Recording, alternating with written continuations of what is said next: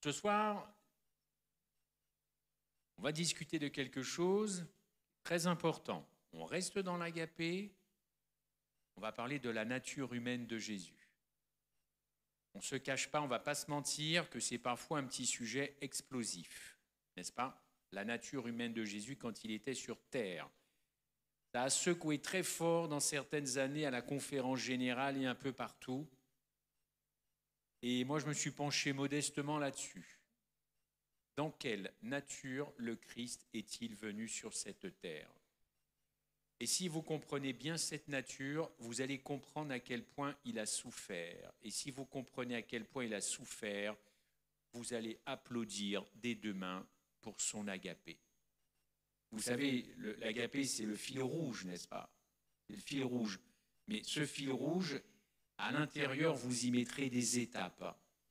Et c'est en appréciant ces petites étapes que vous apprécierez, je dis bien apprécier, tout l'amour que le Christ a eu pour nous à Golgotha. Alors, je vous invite vraiment à venir demain.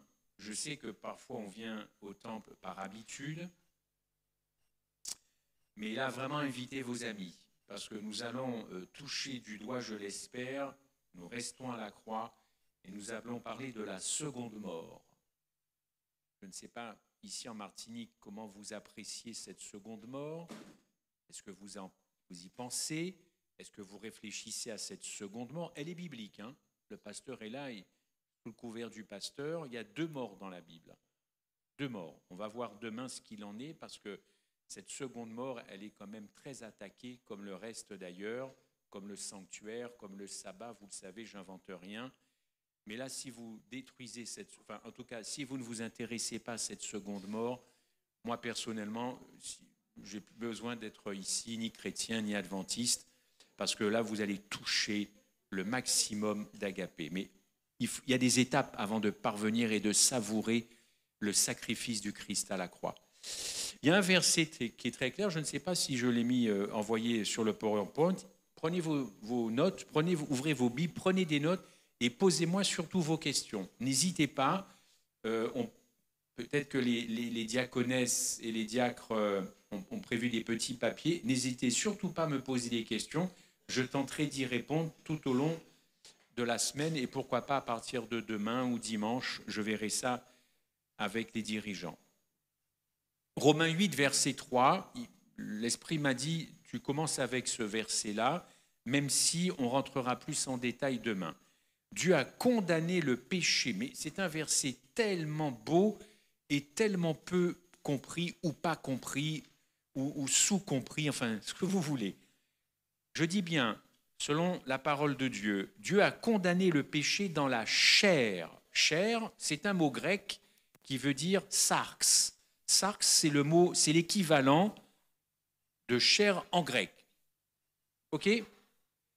En envoyant à cause de ce péché son propre fils, et là, ça commence les chamailleries, dans une chair semblable à celle du péché. Je vous ai dit il n'y a pas très longtemps que ce qu'il ressort de la parole de Dieu, que Christ, innocent personnellement à la croix, mais coupable à cause de nous. Si vous gardez ça en tête, on va embrancher sur Romains 8, 3. En envoyant à cause du péché et du pécheur, parce que le péché n'existe pas sans le pécheur, le péché, ce n'est pas quelque chose qui se balade dans la nature comme ça, hein. Ce n'est pas évanescent, ce n'est pas dans l'oxygène. Le péché a besoin d'une incarnation. Il a besoin d'un corps humain, le péché, pour vivre. Et donc, c'est le pécheur. Et il envoie son propre fils dans une chair semblable à celle du péché. Alors, ce soir, nous allons parler de cette nature humaine, mais un petit peu de grec. Je vous ai dit tout de suite que sarx, ça veut dire chair. Alors, on ne va pas se disputer, mais le mot sarx, quand il est employé dans la Bible, a très peu d'exceptions, ça veut dire une chair déchue, une chair pécheresse, une chair polluée par le péché.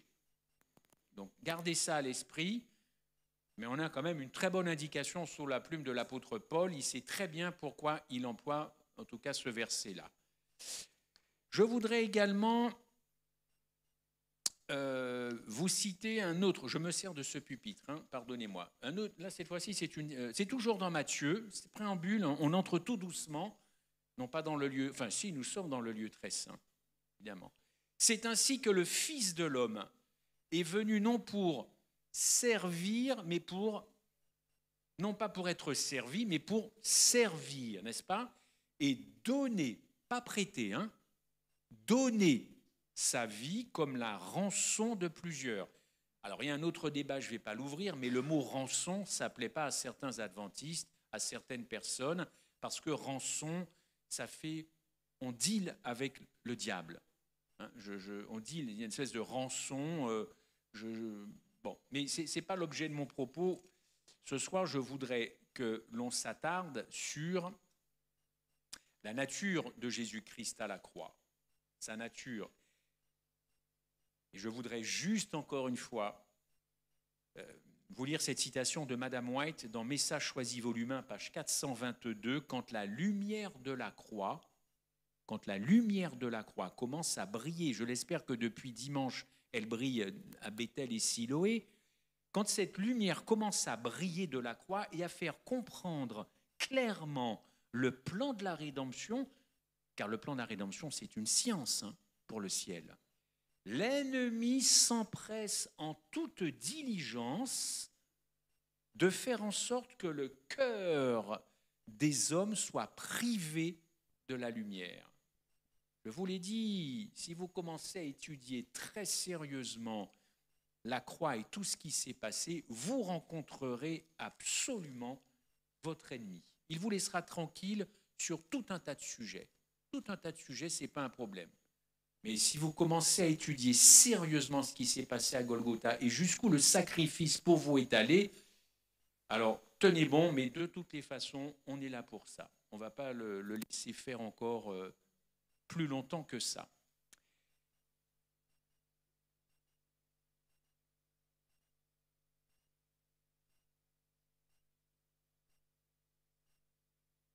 C'est vraiment pas mon propos, pas du tout. Et puis, en fin de compte, tous ces débats qui ont eu lieu depuis les années 50, 60, alors peut-être qu'on vous a parlé de Desmond Ford, qui est parti, c'était un pasteur australien qui notamment a remis en cause le sanctuaire, mais en attaquant le sanctuaire, vous attaquez Jésus, en attaquant Jésus, vous attaquez sa nature humaine. Et puis, il y a eu effectivement ce fameux livre dans les années 50, Question on Doctrine, n'est-ce pas? Et là, évidemment, c'est un livre qui n'a pas tellement plu à beaucoup d'adventistes. Pourquoi? Parce que on attaquait nos fondements, nos piliers. Voilà.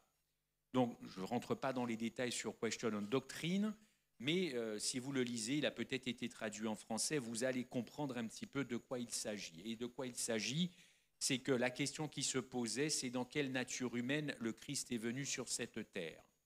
Certes, il y a eu une incarnation, certes, il est venu dans cette chair, mais laquelle? Celle d'Adam avant le péché ou celle d'Adam après le péché? Eh oui, parce qu'il y a quand même eu Adam. Adam avant qu'il pêche et Adam après qu'il pêche. Donc si Christ s'incarne dans notre nature, il prend quelle nature sur lui? Celle pécheresse ou non pécheresse? Alors, si vous êtes convaincu que c'est pécheresse, aucun souci. On va être de très très bons copains, même des amis.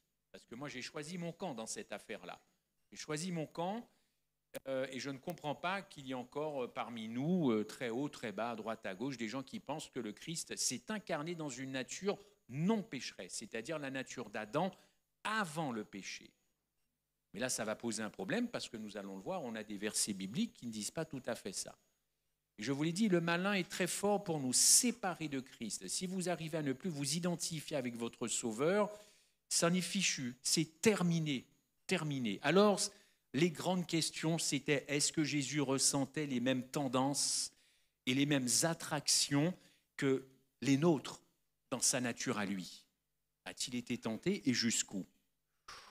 Attention, hein, vous souriez, mais tout à l'heure, vous allez un peu moins sourire. Parce que je pense que quand on dit les choses, il faut être au clair. Jésus-Christ a-t-il été tenté de se masturber?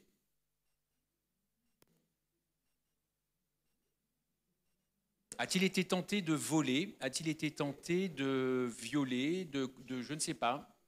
A-t-il été tenté de dérober une banque? Enfin bon, les banques n'existaient pas à l'époque, mais a-t-il été tenté de, je ne sais pas moi, parce que j'espère ne pas vous choquer, mais tentation, dans la tentation, on met quoi dans les tentations? On met toutes les tentations de cette nature. Moi, ma peau est blanche, mais elle est pourrie, ma peau. C'est une nature pourrie, ça c'est pourri. C'est pourri par le péché, c'est pourri par les mauvaises pensées. Là, je suis propre sur moi, mais à l'intérieur, tout est pourri. Je peux déclencher un cancer dans 2 jours. Tout est pourri, tout est pourri. Alors, si Christ vient dans ma nature et qu'il endosse, comme dit Madame White, elle est très claire, il a endossé sur sa nature non pécheresse, faut-il aller jusqu'à dire masturbation et autres? Je me suis déjà fait reprendre parfois par certains, me dire tu es un petit peu trop loin, mais écoutez, si moi on me dit qu'il me ressemble, est-ce qu'il me ressemble aussi là-dessus, même si je ne suis pas tenté de faire ça? Enfin, je ne sais pas. Réfléchissons sérieusement, mais n'évacuons rien du tout qui puisse nous déranger simplement parce que ça nous dérange. Parce que si j'évacue les choses qui me dérangent, il y en a un autre qui applaudit, parce qu'il ne veut pas qu'on étudie ce genre de choses. Alors, quel type d'attraction? Quel type d'attraction? Réfléchissons ensemble à cette question sur la base, évidemment, des textes bibliques. Écoutez, le débat sur cette nature se base en grande partie sur des textes bibliques, notamment Hébreux et Romains. Romains, je viens de vous en citer, Romains 8.3. Ok ? Mais allons voir dans Hébreux. Surtout, ouvrez votre parole, s'il vous plaît, la parole de Dieu. Hébreux 2.14 jusqu'à 18. Ainsi donc, puisque les enfants participent au sang et à la chair, il a également, c'est le Christ, participé lui-même. N'est-ce pas? Donc à quoi? Au sang et à la chair. Oui ou non? Afin que par la mort, il anéantisse celui qui a la puissance de la mort, c'est-à-dire le diable, et qu'il délivra tous ceux qui, par crainte de la mort, étaient toute leur vie retenus dans la servitude. Car assurément, ce n'est pas à des anges qu'il est venu en aide, mais c'est à la postérité d'Abraham. D'ailleurs, la postérité d'Abraham, elle est pécheresse, on est bien d'accord. En conséquence, écoutez, Paul, je pense qu'il a écrit Hébreux, il est logique. En conséquence, donc, conclusion, c'est quoi, Paul, ta conclusion? Eh bien, en conséquence, il a dû être semblable, en quoi? Est-ce que c'est moi qui ai fait 6000 kilomètres pour vous faire comprendre ce verset-là? Semblable en toutes choses. Semblable en toutes choses à qui? À vous et à moi. Alors, s'il est semblable à moi, quand j'ai des mauvaises pensées, est-ce que je peux aussi embarquer le Christ quand il était à cette époque-là? Attention, ne répondez pas trop vite. Ne répondez pas trop vite. En tout cas, il fut souverain, sacrificateur et fidèle dans le service de Dieu pour faire l'expiation des péchés. Vous lirez la fin du texte. Et puis ce fameux Romains, encore 8.3, Romains, Paul, il tient à ça, semblable à celle du péché. Donc la principale question qui ressort de ces versets, c'est notre tendance, à nous, naturelle au péché. Naturelle au péché. La clé qui porte parfois à controverse, c'est le mot semblable. Qu'est-ce qu'on met dans le mot semblable dans ces 2 versets? C'est quoi semblable? Est-ce que c'est la copie conforme? Est-ce que c'est pareil? Est-ce que c'est semblable? Mais comme c'est le Fils de Dieu, c'est pas tout à fait semblable. Quand même, Fils de Dieu, on ne peut pas le faire. Alors, c'est semblable. Vous le mettez où, le curseur? Vous l'arrêtez où? Vous l'arrêtez... On va voir. Semblable. Si Christ a été fait en toute chose semblable à la chair du péché, alors du coup, logiquement, il aurait dû avoir des tendances au péché. On est logique ou pas? Il aurait dû avoir des tendances. Il y a des gens qui disent « Ah ben non !»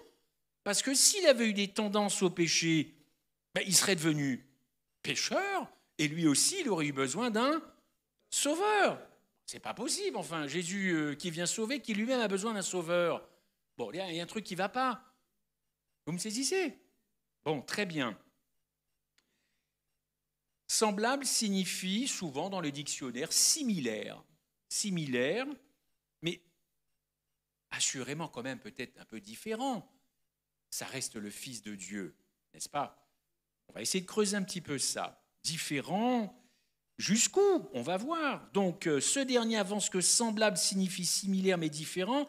assurant qu'accorder à Jésus les tendances au péché, je l'ai dit, aurait fait de lui un pécheur et il aurait lui aussi besoin d'un sauveur. Très bien. Maintenant, deux citations très importantes de Madame White. Et je vous assure, elle en a écrit des citations sur la croix. Mais j'aime celle-ci, pardonnez-moi, elle n'est pas à l'écran, mais j'aurai peut-être l'occasion de laisser au pasteur ou à Sébastien ou à quelqu'un, un ancien, ces citations si vous les voulez. Dans la Review and Herald, en 1907, revêtu du vêtement de l'humanité, le Fils de Dieu est venu s'abaisser au niveau de ceux qu'il voulait sauver. Donc on descend. L'agapé, c'est toujours descendre. Eros, c'est toujours je veux monter. Je veux plus d'argent, je veux plus de carrière, je veux monter. Christ, c'est tout l'inverse. L'évangile, c'est tout l'inverse. L'évangile descend, descend, descend. Or, nous, on veut monter, monter. Et Madame White poursuit, il ne possédait aucune trace de fourberie ni de péché. Il était toujours pur et sans tache. Pourtant, il a pris sur lui notre nature pécheresse. C'est dans la Review and Herald en 1907. Bon, ok. Autre citation, et elle s'adresse peut-être à tous les prédicateurs qui veulent bien étudier et parler de ce sujet.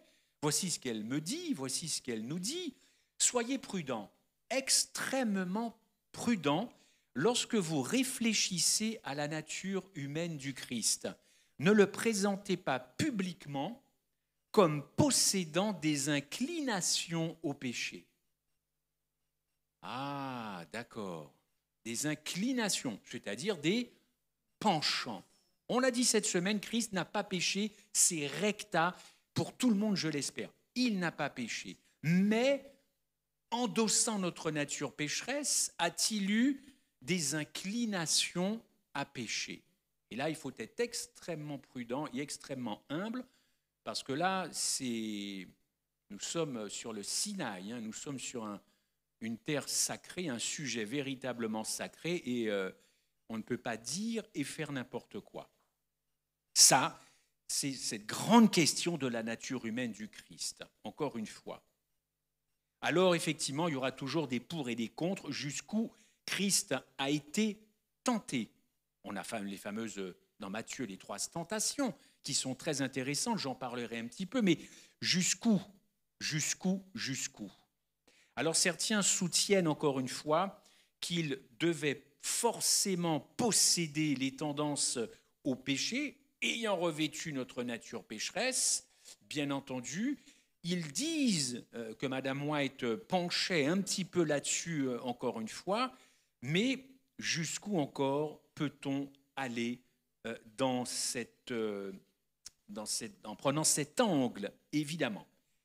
En général, les deux camps, ceux qui pensent qu'effectivement Christ a revêtu une nature non pécheresse et d'autres une nature pécheresse, les deux camps sont d'accord au moins sur une chose, Christ n'a pas péché. Ça, c'est une certitude. Alors, on va creuser un petit peu ça, et voici ce qu'on peut effectivement avancer. Quelle que soit la vie que l'on adopte sur la nature de Jésus-Christ, il y a les 2 points que je répète encore une petite fois. Christ n'a pas eu de penchant acquis ou des inclinations à pécher. C'est extrêmement dangereux, je pense, de dire que le Christ avait comment je pourrais dire ça, avait envie de pécher. Voilà, ça, c'est impossible. Ça reste le Fils de Dieu, c'est pas possible. Avoir envie de pécher. Moi, j'ai toujours cette citation d'Ellen White qui dit que quand il était devant Pilate, au moment de la passion, juste avant la crucifixion, il a été battu, il a été frappé, il a été flagellé. Et Madame White, je ne sais plus dans quel livre, dit que devant Pilate, Hérode et compagnie, si dans le regard du Christ, il y avait eu le début d'une vengeance ou d'une méchanceté, ne serait-ce qu'un petit clin d'œil ou une mauvaise pensée en disant « toi, de toutes les façons, c'en est fait pour toi », et comme on dit en créole, blip, c'en était fini du plan de la rédemption. C'était terminé du plan de la rédemption. Jésus chutait devant Pilate et Hérode, et c'était terminé, Satan avait gagné. Un petit regard, un petit cil d'énervement ou d'agacement ou de rage, notre sort était scellé. Vous imaginez cette affaire-là, franchement. Et quand on s'énerve pour des peccadilles, au volant, à la maison, au travail, pour des peccadilles. Alors, avançons un petit peu, essayons de comprendre un petit peu ce qui s'est passé. Je pose une question très simple. Comment Jésus peut-il compatir et secourir toute l'humanité dans chaque tentation? Parce que vous avez des tentations qui ne sont pas les miennes. Oui ou non? On est d'accord. Moi, j'ai peut-être envie de braquer une banque et vous peut-être de voler un scooter. Ce n'est pas la même tentation. On a tous des tentations tous les jours, la nuit. Combien de fois, quand je suis allé en Afrique, prêcher avec mon frère et d'autres personnes, il y a des femmes et des hommes qui venaient et ils me parlaient de ce qu'on appelle la nuit, les démons venaient pour mettre enceinte les femmes. Moi, je déboulais de la France, je ne croyais pas un instant à tout ça. Mais je peux vous assurer que on appelle ça des couches de nuit, quelque chose comme ça. Les démons mettaient enceinte. C'est une terre, surtout au Congo, on m'avait averti, c'est une terre de démons. On parle d'Haïti, mais alors, si vous allez au Bénin, qui est là, c'est vraiment le royaume de la magie, le Bénin. Mais le Congo, on entendait des témoignages de fous. Je disais, mais Seigneur, est-ce que c'est possible? Mais écoutez, nous sommes bombardés par la pub, par la tentation, bombardés par tout un tas de choses. Alors, ma question est simple.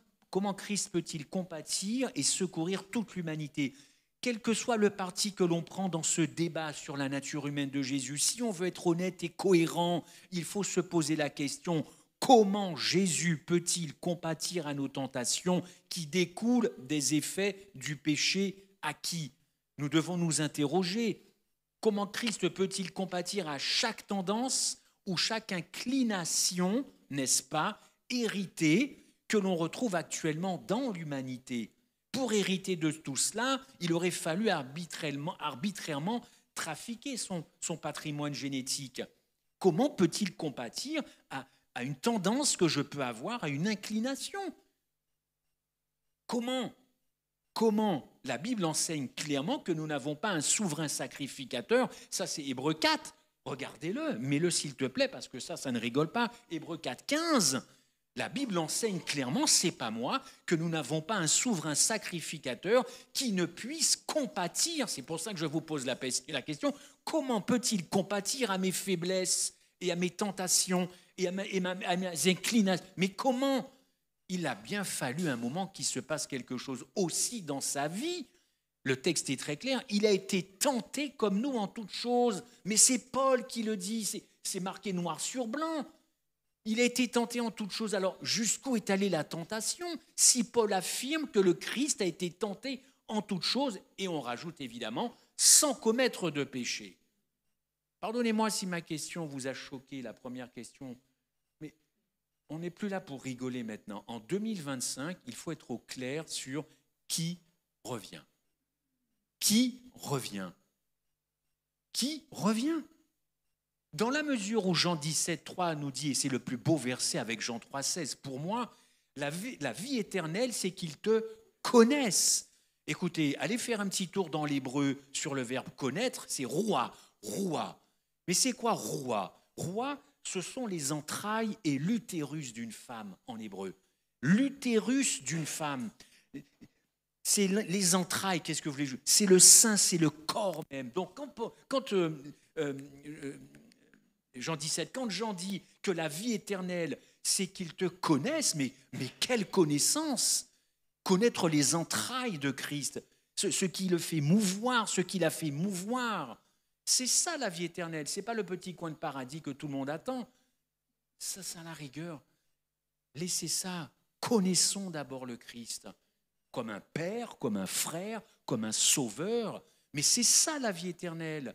On oublie trop souvent, nous c'est la carotte, baptisé vie éternelle. Non. Moi j'ai rien compris à mon baptême, pourtant j'aimais le Christ, mais à la vie éternelle. Vous voudrez que je vous raconte une petite histoire, là? Vite fait, hein? On est entre nous. Bon, je vais encore déborder, ma femme a dit, déborde pas trop. Bon, enfin, bon. Heureusement qu'elle est là, hein. Imaginez qu'un soir, vous rentrez chez vous, ok? Elle est facile, elle est courte. Ok, très bien.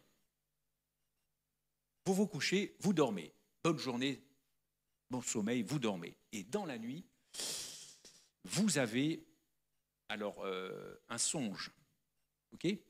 Vous avez un songe. Et très clairement, vous reconnaissez que c'est Dieu qui vous parle. Très clairement. Très clairement. Et je vais m'approprier ça, comme ça vous allez comprendre, vous allez vous sentir un peu dégagé de cette affaire-là. Mais vous pouvez aussi être dans l'affaire. Bon, Christophe, j'ai quelque chose à te dire ce soir. Parle, Seigneur, un peu comme Jérémie. Parle, Seigneur. Écoute, c'est important ce que j'ai à te dire. Tu ne seras pas au ciel avec moi. Tu ne seras pas au ciel. Je reconnais que tu faisais des conférences, tu rendais ta dîme, tu observais le sabbat, tu t'es occupé de la prière dans ton église. Bon. Mais moi, ce soir, le maître de l'univers, je te le dis avec beaucoup d'amour, tu ne seras pas au ciel avec moi. La nuit se passe, je sais que je l'ai reconnu. Ce n'est pas le diable qui m'a dit ça, je l'ai reconnu. Dites-moi, le lendemain matin, est-ce que vous aurez envie d'aller au temple, le sabbat qui arrive? Aurez-vous envie de louer l'Éternel et de dire Maranatha, Maranatha? Point final. Recherchez les motivations pour lesquelles vous êtes adventiste du 7e jour chrétien d'obédience protestante. Recherchez bien au fond de votre cœur pour quelle motivation. Il y a un paquet d'adventistes qui observent le sabbat, ça n'ira pas au ciel, hein, parce qu'ils n'ont toujours pas compris l'évangile. Et un paquet de catholiques qui observent le dimanche, c'est eux qui iront au ciel. Et après les avoir tellement dézingués sur la terre, ça ne plaît pas du tout à Dieu, cette affaire-là. Mais moi, posez-vous la question, est-ce que je vais aller au temple le sabbat qui suit avec une telle déclaration? Tu n'iras pas au ciel avec moi. Réfléchissez à vos motivations. Parce que quand je parle de motivation, le Christ, lui, il n'a eu qu'une seule motivation à Golgotha. Et pendant ses 3 ans et demi de ministère et ses 33 ans sur cette terre, un amour inconditionnel. Quoi qu'il se passe, de toutes les façons, j'ai décidé de t'aimer. Alors, je reviens à ça rapidement, pardonnez-moi. La Bible enseigne clairement, Hébreux 2,14, ou Hébreux 4,15 plutôt, qu'il a été tenté sans commettre de péché. Qu'est-ce que ça change pour vous? Qu'est-ce que ça change? La plupart des gens aujourd'hui n'éprouvent pas de grandes difficultés pour contenir leurs tendances. Mais ce n'est pas le cas de tout le monde. Regardez un peu l'actualité judiciaire dans l'Hexagone. Regardez tous ces hommes, tous ces violeurs, tous ces serial killers, tous ceux qui coupent des têtes, qui violent des enfants, tous ces pédophiles. Et heureusement que nous réfrénons tout ça, parce que la terre serait un enfer si plus personne n'avait de filtre. Alors dès que j'ai une envie, je saute sur un enfant. Dès que toi, tu ne me plais pas, je te décapite. Enfin, la terre serait infernale. Christ a-t-il dû descendre aussi bas pour faire l'expérience de ces inclinations de pédophiles, de violeurs, d'assassins, de récidivistes? Est-ce qu'il est allé aussi bas, puisque nous disons qu'il a passé son temps à descendre, chercher la race humaine qui était, comme dit l'apôtre Paul, dans le scubaloum, c'est-à-dire le caca. Excusez-moi, mais c'est exactement la traduction de caca dans la Bible, scubaloum. Est-ce que Christ est descendu? Si ce n'est pas le cas, alors, ok, mais la ligne de séparation, vous la mettez où? Jusqu'où il est allé alors? Pour ma sœur, il est allé jusque-là. Pour le pasteur, il est allé encore un petit peu plus loin. Pour toi, frère, un petit peu plus loin. Donc, en fin de compte, le Christ, il est à je ne sais pas comment... Non, Christ avait-il les mêmes penchants que les miens, les mêmes convoitises dégradantes? Si oui, comment comprendre cette citation de Madame White dans Jésus-Christ, page 92 ? Il faut qu'il porte le fardeau de notre péché et de notre condamnation, puisqu'il est devenu un avec moi. L'être, E majuscule, sans péché doit éprouver la honte du péché. Le pacifique doit vivre au milieu des querelles. La vérité avec un V majuscule doit habiter au milieu du mensonge. La pureté doit côtoyer la bassesse. Et elle dit que les péchés, les discordes, les désirs coupables, tous ces fruits de la transgression lui sont un supplice. Je répète, péché, discorde, désir coupable, tous ces fruits de la transgression sont un supplice pour Christ. Sont un supplice pour Christ. Certes, Christ est devenu un avec nous, mais remarquez que péché, discorde, désir coupable, tous ces fruits de la transgression lui sont un supplice. Est-ce qu'elles sont un supplice pour tous ces fruits? Est-ce qu'ils sont un supplice pour moi? Parce que quand nous commettons ce genre de choses, ça reste un supplice pour le Christ. Ça reste un supplice. Or, j'ai l'impression que moi, quand je fais certaines choses, ce n'est pas un supplice. Un jour, un prédicateur a laissé entendre que le Christ était devenu tellement semblable à nous qu'il aurait même pu pécher à son insu lorsqu'il était un jeune garçon encore inconscient de ses responsabilités. Cela a été affirmé en toute honnêteté avec le désir de comprendre comment Christ a pu avoir la même nature que la mienne, avec mes penchants, sans pour autant pécher. Cette idée suggère que nous sommes peut-être en train d'essayer de faire de la nature humaine de Jésus une sorte de prérequis pour le salut, alors que Dieu ne voit pas forcément les choses comme ça. Regardez cette autre citation de Madame White, écoutez-la plutôt. Il se montrait intelligent pour discerner le mal, fort pour lui résister, fort pour lui résister. Il ne détestait qu'une chose au monde, le péché. C'est toujours Jésus dans Jésus-Christ, page 71. Jésus ne pouvait assister à une action coupable sans manifester sa douleur. Toujours Jésus-Christ, page 71. Une atmosphère d'influence spirituelle paraissait l'entourer. En gardant à l'esprit tout ce qu'on vient de dire, revenons un petit peu à la question principale. Avait-il, comme nous, des tendances ou des inclinations ou des penchants, prenez le mot qui vous plaît, pour le péché? Voyons rapidement un point très intéressant qui est rarement soulevé à propos des tentations du Christ dans le désert. Matthieu 4,3, on peut l'afficher. « Si tu es fils de Dieu, ordonne que ces pierres deviennent des pains. » Ok, vous connaissez bien. Dites-moi, quand avez-vous été tenté la dernière fois de transformer des pierres en pain? Dites-moi, hein, on ne sait pas, hein, moi je suis venu aussi pour découvrir des choses. Hein. Quand avez-vous été tenté la dernière fois de transformer des pierres en pain? Lorsque l'on meurt de faim, comme on dit, lorsque l'on meurt de faim, a-t-on résisté à la tentation de transformer des pierres en un repas complet? Écoutez, aucun être humain, à ma connaissance, n'a été tenté, encore une fois, même comme on dit quand il a la dalle, quand il a très très faim, de transformer ça, excepté le Christ. Pourquoi? Eh bien, de toutes les façons, si vous n'avez jamais été tenté de transformer des pierres en pain, c'est tout simplement parce que vous ne pourrez jamais transformer, ni moi d'ailleurs, transformer des pierres en pain. Alors, ça me dit, oui, mais frère Michel, les miracles existent. Oui, mais alors, quelle est l'utilité de transformer? Parce qu'un miracle, il faut quand même une utilité. Bon, sauf si vraiment plus personne n'a rien à manger, là, il va falloir faire quelque chose.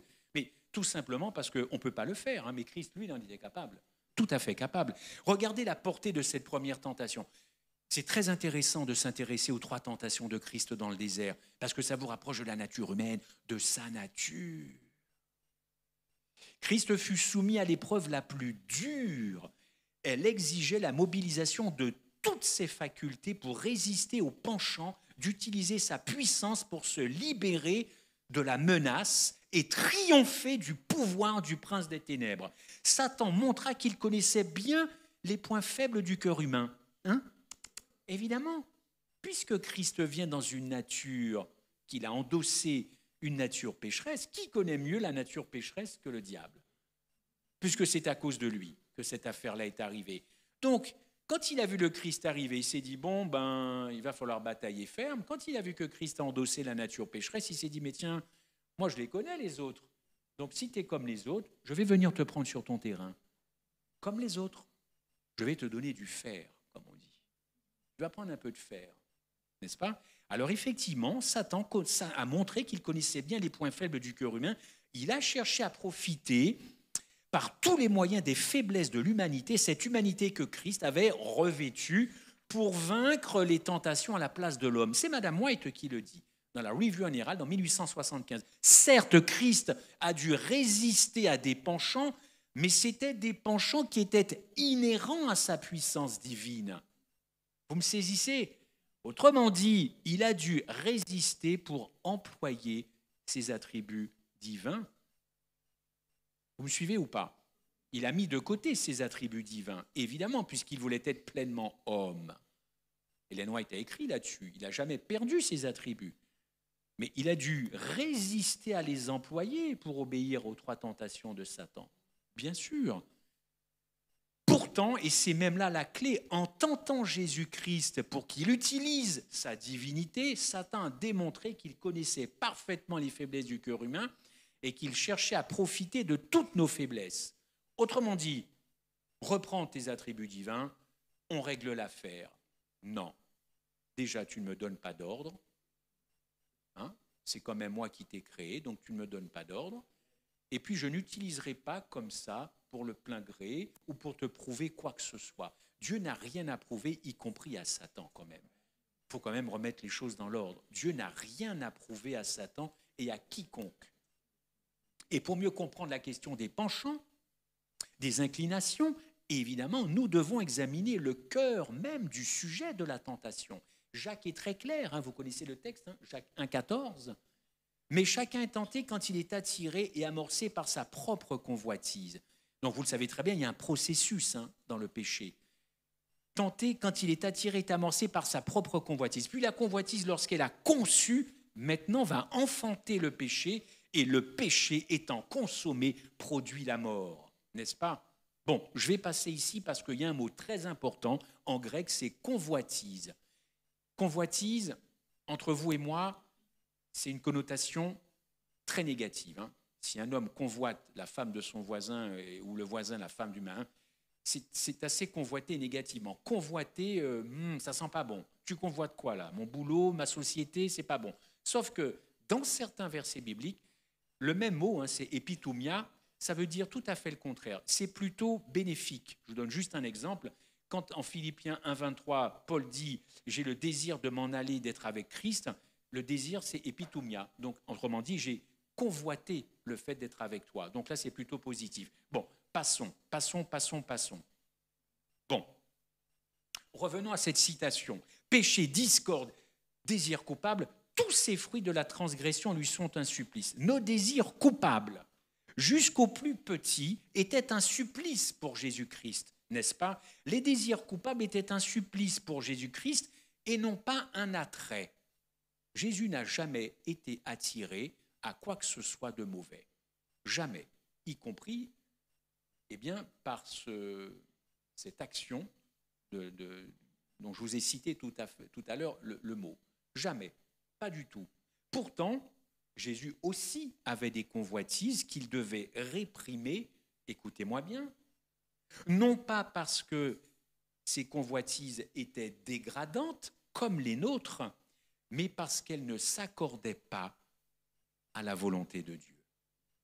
Voici ce que Jésus-Christ a dû lui réprimer. Quand il avait quelque chose, c'est curieux de dire ça, qui ne collait pas avec la volonté de Dieu, c'est là qu'il devait réprimer les choses. Mais il ne devait pas réprimer les choses parce qu'il avait envie de violer, tuer ou tout ce que vous voulez. C'était une autre forme, on va dire, de tentation, exactement comme dans les tentations où Satan lui dit « Vas-y, agis, si tu es le Fils de Dieu, agis ». Et oui, la volonté de Dieu, les convoitises qui séduisaient Jésus-Christ ont été pour lui de véritables tentations terribles, mais pas pour des choses basses, pas du tout. Au contraire, Au contraire, regardez ce truc. Avant la crucifixion, vous allez comprendre, hein, je donne un exemple pratico-pratique. On emmène Jésus devant Hérode. Hein, vous trouverez ce texte en Luc 23:8. 23:8. Pour satisfaire le roi, pour satisfaire sa curiosité, le roi avait rassemblé plusieurs personnes malades. Parmi eux, le texte le dit, des boiteux, il y avait des malades, toutes sortes, enfin tous les gens qui ne valaient pas bien, quoi. Il suffisait, d'ailleurs, lisez le texte, est-ce qu'on peut l'afficher? Oui, excusez-moi. Lorsqu'Hérode vit Jésus, il en eut une grande joie. Ah ben tu m'étonnes, car depuis longtemps, il désirait le voir à cause de ce qu'il avait entendu dire de lui, c'est-à-dire que Jésus était un thaumaturge, c'est-à-dire que Jésus guérissait. Et il espérait qu'il le verrait faire quelques miracles. Tu m'étonnes comme curiosité. Est-ce que tu peux passer l'autre? Verset 9. Mais Hérode disait, je fais décapiter Jean, qui est donc celui dont j'entends dire de telles choses, et il cherchait à le voir. Est-ce que tu peux y aller encore? Les apôtres étant de retour racontaient. Alors, on va s'arrêter là. En fin de compte, il suffisait à Jésus de faire un miracle à ce moment-là, n'est-ce pas? Et on peut comprendre qu'Hérode, à un moment donné dans le texte, dit, bon, ce serait bénéfique pour toi si tu les guérissais, ces gens-là. Mais c'était une curiosité qui le poussait. Ce serait bénéfique. Eh bien, écoutez, non. Il suffisait de donner des preuves de son pouvoir guérisseur et ses droits en tant que fils de Dieu auraient été reconnus. C'est Luc 23, verset 8.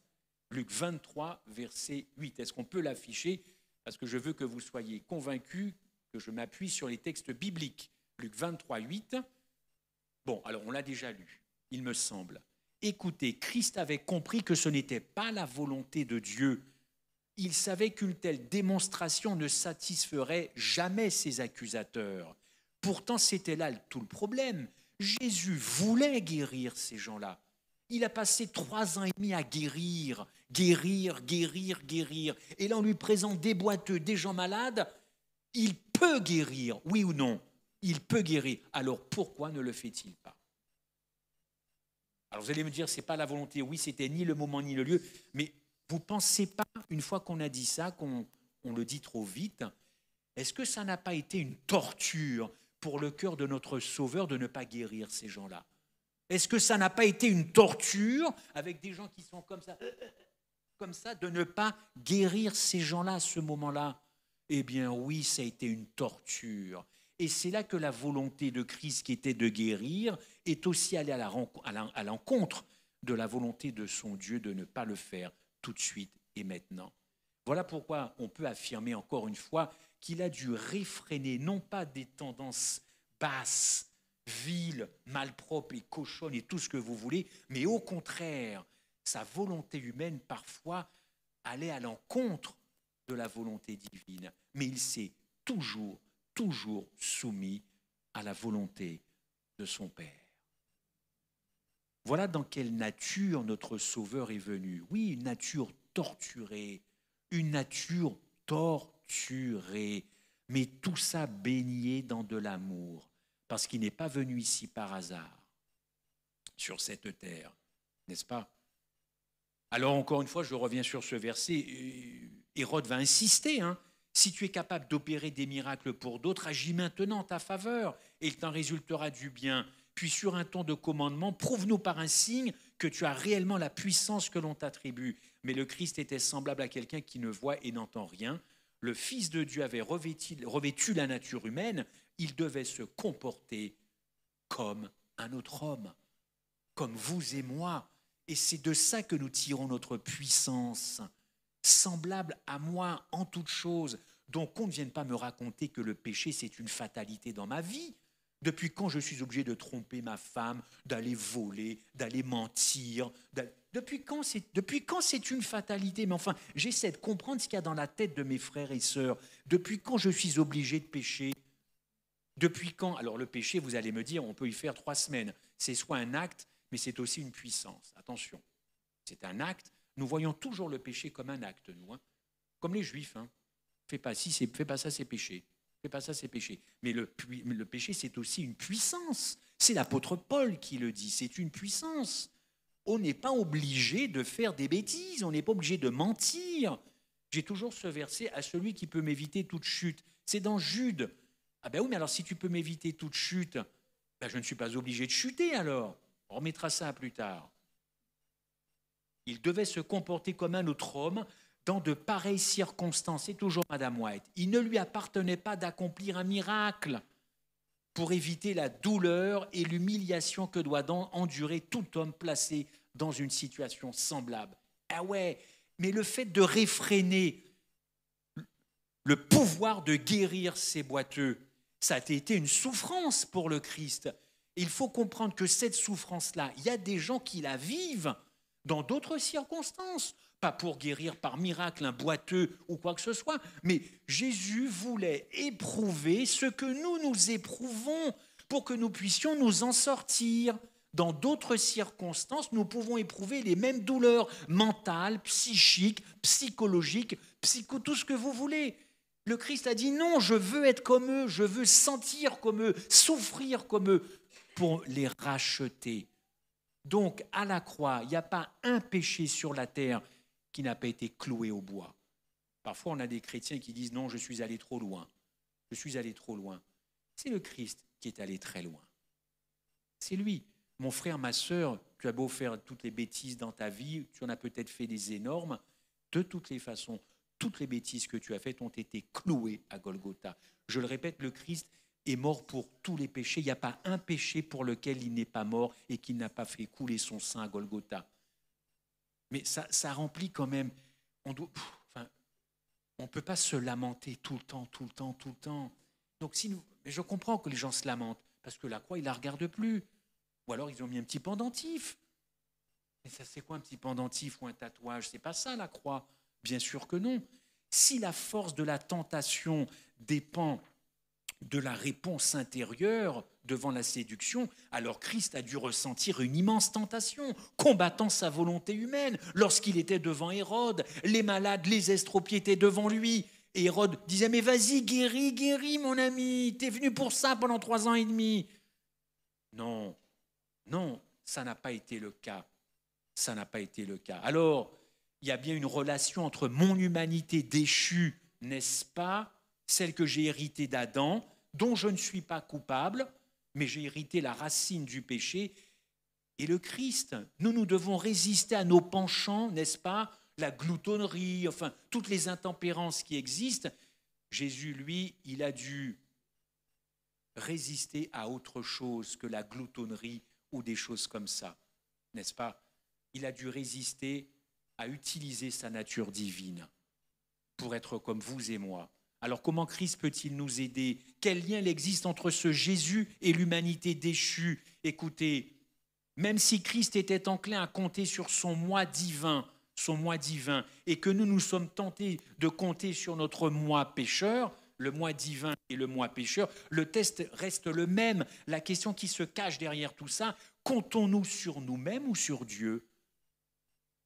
Certes, il n'a compté que sur son Père, et je ne suis pas sûr que nous comptions tout le temps sur lui. Il y a des choses qu'on veut faire avancer par nous-mêmes, n'est-ce pas? Il y a plein de projets qu'on veut faire avancer par nous-mêmes. Ellen White, dans Signe des temps, 1894, la volonté humaine, alors écoutez ça, la volonté humaine de Jésus ne l'aurait jamais conduit dans le désert. Pasteur, tu entends ça? Madame White, la volonté humaine de Jésus ne l'aurait jamais conduit dans le désert pour subir les 3 tentations. Donc il a bien fallu qu'il y aille quand même, oui ou non? Parce qu'il y est allé. Certes conduit par l'esprit, mais si c'était lui, c'était niette. Ah non, moi j'évite les 3 tentations, fais-moi subir autre chose.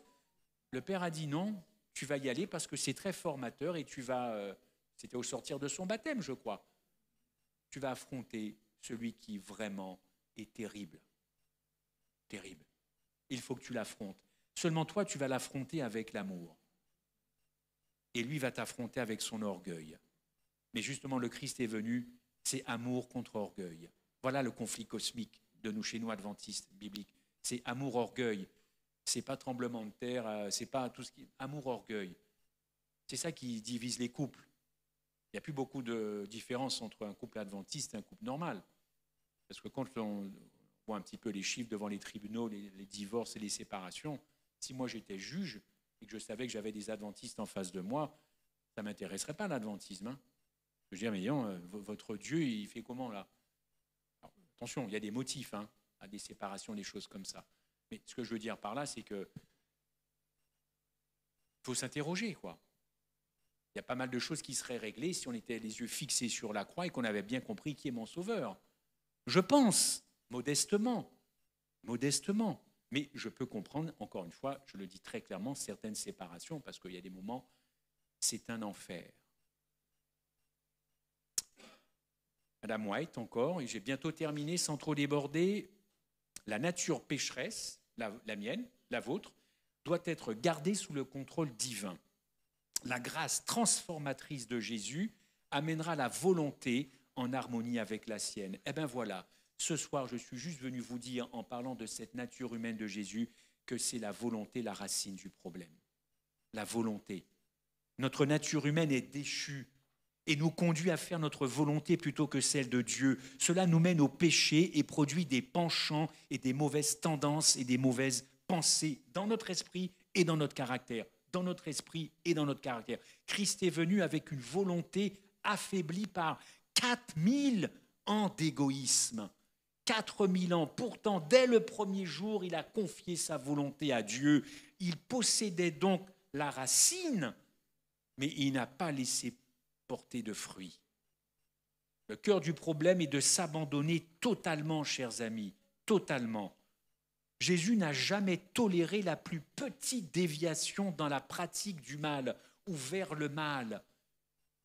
La nature déchue dont Christ s'est revêtu se diffusait jusque dans la volonté humaine. La volonté humaine de Jésus l'aurait conduit à se reposer sur son moi pour se protéger. Ah mais oui, quand même, il avait de quoi se protéger. Le Christ a été 3 ans et demi de galère sur cette terre, de galère, formé 12 rebelles qui n'ont jamais rien compris.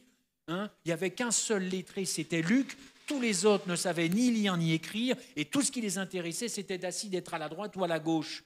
Alors même que le Christ va se faire crucifier, vous en avez 2 qui disent « Où tu me mets ? À droite, à gauche ?» Franchement, quelles étaient les motivations à cette époque-là de ces personnes qu'on va retrouver?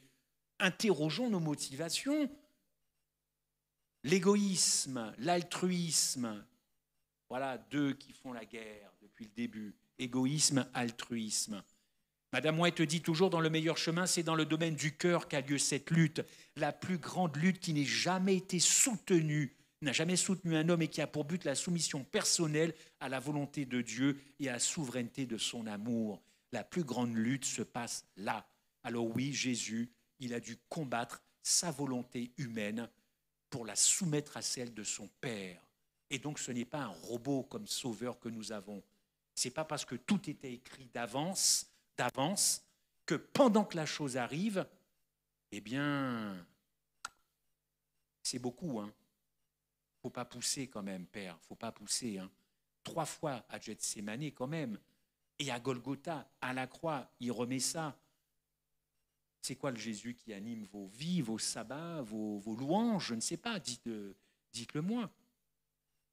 La bataille devenait de plus en plus intense, c'est vraiment ma conclusion, jusqu'à ce que finalement, la sueur devint comme des grumeaux de sang. Rappelez-vous, nous sommes à Golgotha, il me semble. Gethsémané, qui veut dire pressoir à huile, pardonnez-moi.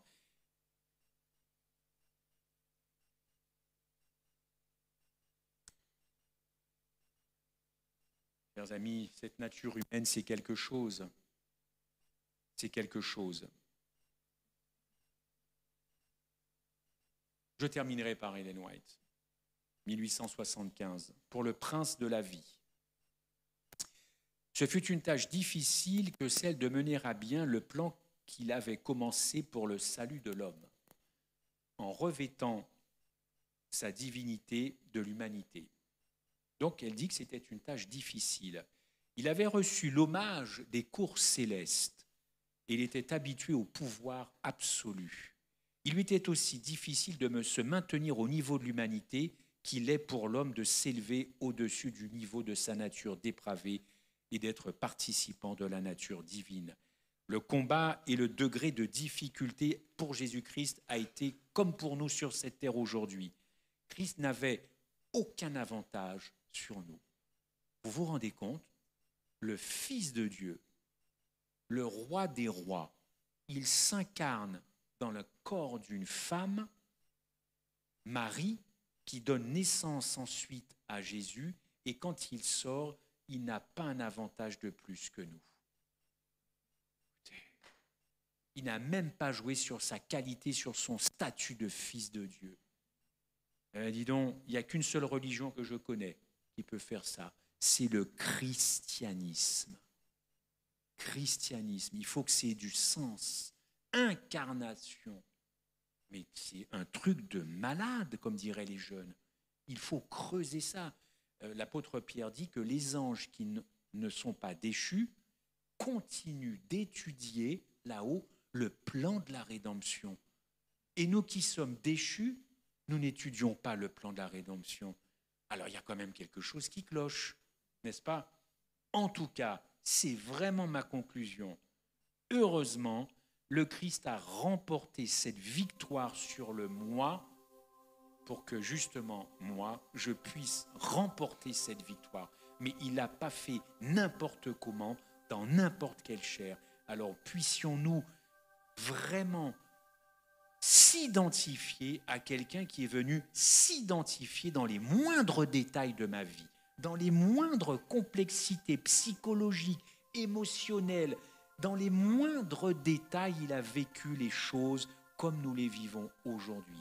Ça, si ce n'est pas extraordinaire pour la foi, et vous allez voir demain pour la prédication ce que ça a pu donner cette fois-ci, ça, une fois qu'il a été cloué sur ce bois de la malédiction. Que Dieu nous vienne en aide à l'aimer davantage. Amen.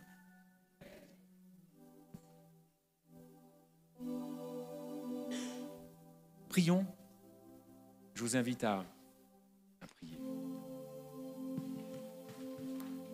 Et bon sabbat, encore une fois, bon sabbat. Bon Père Céleste, c'est avec une grande joie d'être ici parmi mes frères et sœurs, dans ta maison. Tu nous as créés. Tu sais comment nous fonctionnons. Tu sais tout de nous. Tu sais le nombre de cheveux que nous avons sur nos têtes. Tu connais notre cœur comme personne. Comment nous fonctionnons, ce que nous pouvons dire, faire. Rien ne t'échappe. Et toi, tu as embrassé ma condition, notre condition. Tu es venu vivre dans ma condition pour me comprendre, pour me secourir, pour me guérir et finalement me sauver. Quel Dieu merveilleux, quel Dieu incomparable. Nul autre, et les mots sont faibles, mais je sais que le Saint-Esprit intercède pour transformer nos faibles mots en des mots de louange en ce début de sabbat. Vraiment, personne n'aurait pu faire ce que tu as fait. Personne. Que ton nom soit loué, adoré, glorifié pour ce sacrifice. C'est là ma prière, en ton saint nom. Amen.